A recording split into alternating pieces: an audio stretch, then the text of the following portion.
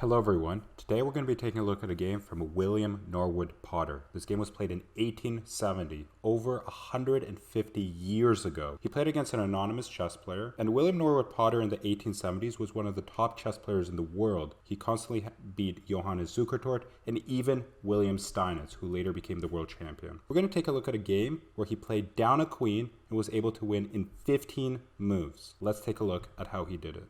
So, as I said, he started off with the white pieces. He played e4. Black plays e5, normal move, knight f3, hitting the pawn on e5. Black plays knight c6. Now I must encourage you to notice that there's no queen on d1, nothing on d1. So white just continues developing. Bishop c4, black develops well with knight f6. White plays knight c3. So far so good. And now knight a5. This is probably the first mistake, hitting the bishop on c4. The better move here would have been bishop c5, the idea of castling, or even bishop e7. But knight a5 was played. And now, since the knight moved away from the center of the board, they're simply letting white take the free pawn on e5. And now this defends the bishop and also threatens on f7.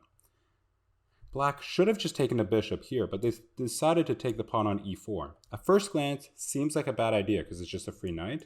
But if we take it, then black has a fork, hitting both our bishop and knight, and then eventually winning material. So white decides to kick out the knight and also open up the bishop. However, by doing so, they're allowing black the opportunity to trade pieces.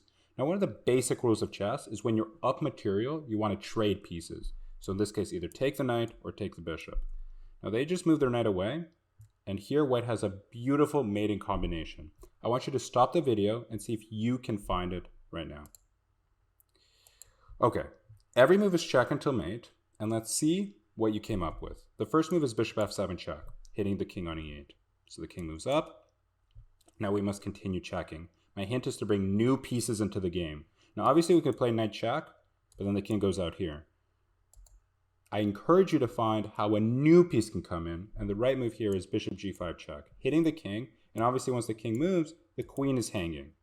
However, the most important thing for us is to continue attacking. We're down a queen, so just simply winning the queen back is not in our interest. Our goal is to deliver mate, especially since the king is so exposed. Now, if we play knight c4 check, hitting the king, they could just simply take our knight. Now, obviously they wouldn't move here because this is just a checkmate. But if they take our knight, our attack kind of dies away because we're losing a key piece without weakening up our opponent's king. Knight b5 is what white played, hitting the king. So the king simply takes the knight. And now we have two different checks to really consider here, either d4 or f4.